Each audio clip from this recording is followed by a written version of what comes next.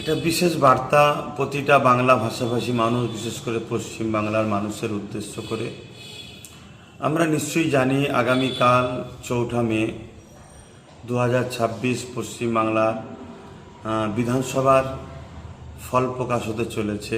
কে জিতবে কে হারবে সবটাই মানুষ যার পক্ষে বেশি রায় দেবে সে জিতবে।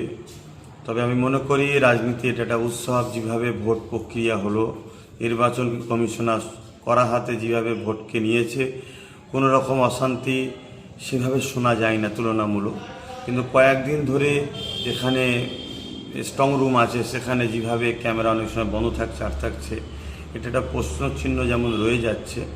পাশাপাশি আগামীকাল রেজাল্ট যেদিকেই যাক, আমরা মনে করি আমরা সবাই বাঙালি, আমরা পশ্চিমবাংলার মানুষ। দেশ মানুষকে অধিকার দিয়েছে, তুমি তোমার পছন্দের ক্যান্ডিডেট এবং পছন্দের দলকে তুমি পছন্দ করবে, সাপোর্ট করে ভোট দেবে। এটা ভারতবর্ষের একটা সৌন্দর্য। এই সৌন্দর্যতে যে যাকে পছন্দ হয়েছে ভোট দিয়েছে, এটাকে নিয়ে যেন কোনো রকম হিংসা না হয়।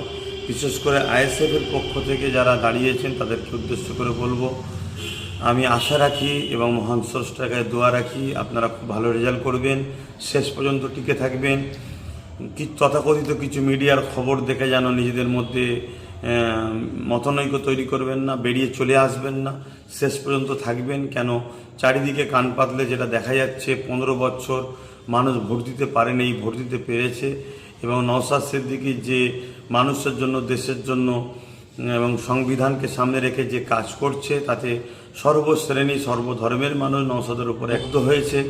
তাই ব্যাপকভাবে যে ভোটটা পড়েছে, কোনো জায়গায় 92, 95, 98% তাতে আশা রাখা যাচ্ছে। এবং কান পাতলেও শোনা যাচ্ছে যে আইএসএফ যে জায়গায় দিয়েছে খুব ভালো রেজাল্ট করতে চলেছে।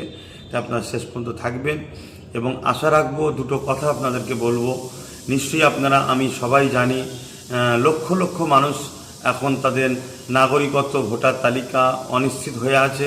অতএব সেই জায়গায় জয়ের পরে আইএসএফে যারা করছেন, বিশেষ করে তাদের উদ্দেশ্য করে বলছি, সেরকম আনন্দ ফুর্তির মধ্যে আপনারা জড়াবেন না।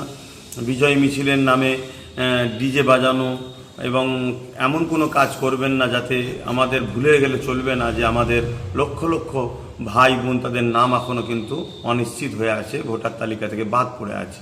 যতক্ষণ না তাদের ভোটার তালিকাতে আমরা আন্দোলন করে, লড়াই করে, আইনি সহযোগিতা নিয়ে তাদেরকে ভোটার তালিকায় নাম নিয়ে আসতে পারছি, ততক্ষণ আমাদের এই কাজ কিন্তু এখনও মাথার উপরে রয়েছে জিম্মা হিসাবে। বাকি আরও তো কাজ রয়েছে, এটা একটা বড় জিম্মা কিন্তু আমাদের মাথায় উপরে আছে, এটা দায়িত্ব আমাদের। পাশাপাশি এটাও বলবো, জয় আপনাদেরকে দিক, মহান স্রষ্টায় দোয়া করি। কিন্তু জিতার পরে আপনারা যেন খবরদার, বিগত দিন জানি আপনাদের উপরে 21 পঞ্চায়েত এবং লোকসভায় 21 থেকে শুরু করে 23-এ 24-এ যেভাবে জুলুম অত্যাচার হয়েছে সেটা খুব ভালোভাবেই জানি। কিন্তু আমরা তো সমাজ পরিবর্তন করতে এসেছি বা এসেছেন, তাই প্রতিশোধ নয়, মানুষকে ভালোবাসা দিন। যারা বিরোধী তাদেরকেও ডেকে নিয়ে তাদেরকেও পাশে নিয়ে তাদেরকেও সহযোগিতা করুন। এটাই হবে দেশের প্রকৃত নাগরিক। আপনাদের দিকে মানুষ তাহলে আরও এগিয়ে আসবে। এই কথাগুলো মাথায় রাখবেন। প্রথম নম্বর কথা, জিতার পরে আনন্দের নামে এমন কিছু করবেন না, যেমন ডিজেটা আমার দেশের আইনেও নিষেধ আছে। এবং এমন কিছু আনন্দ হুল্লোড় করবেন না। আমাদেরকে মাথায় রাখতে হবে, ওই লক্ষ লক্ষ মানুষের যে নাম এখন ভোটার তালিকাতে অনিশ্চিত হয়ে আছে, তারা যেন মনে কষ্ট না পায়, সেটাকেও মাথায় রাখতে হবে। এবং কোনো রকম প্রতিশোধ বা প্রতিহিংসা, কোনো রকম ফিতনাতে জড়াবেন না। জানি আপনাদের অনেক জুলুম করেছে, কিন্তু যে মাফ করে সে মাফকারী কিন্তু অনেক বড় মানুষ হয়, এটাকে মাথায় রাখবেন।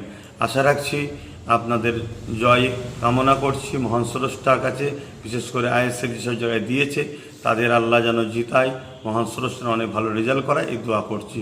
সকলে নিজের কাজ দায়িত্ব নিয়ে পালন করবেন, কোনোভাবে বিচলিত হবেন না, কোনো রকম গুজবে কান দেবেন না, কোনো রকম প্ররোচনায় পা দেবেন না। তথাকথিত গদি মিডিয়া বিগত সময় হিসাব করেছে, আর রেজাল্ট বাইর হওয়ার আগে দেখিয়ে দিয়েছে অনেক সিট অমুক আগিয়ে আছে। এরকম কোনো খবরে গুজবে কান দিয়ে নিজেদের মনকে ভেঙে ফেলবেন না। আশা রাখছি আপনারা সুস্থভাবে কাজ করবেন। ভালো থাকেন।